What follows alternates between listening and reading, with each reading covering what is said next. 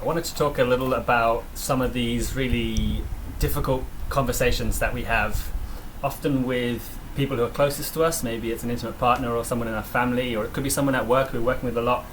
They're the kind of conversations where it feels like you're walking on a tightrope.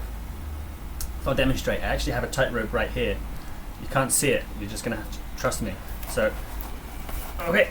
All right. So you know what it's like when you're on this tightrope with this person or people, and it's like anything you say wrong, you fall off and it's a collapse. But it's made even more difficult when you have one of those kind of really challenging conversations and there's all these different balls in the air and there's some sensitive issues. And I think what we struggle with at these times is we focus so much on the conversation and less on our own self-connection. And so, especially for example, when people are a bit anxious and they start getting really fast and all of our attention goes into the conversation.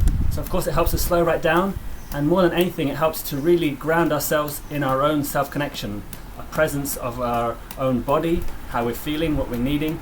And for me that's kind of representative of, rather than focusing too much on the balls here in front of me, focusing actually on the tightrope.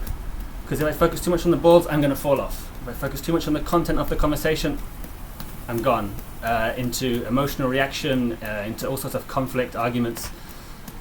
So I'm focusing and I'm trying to stay present with myself in my body and my balance, and I'm going to stay grounded.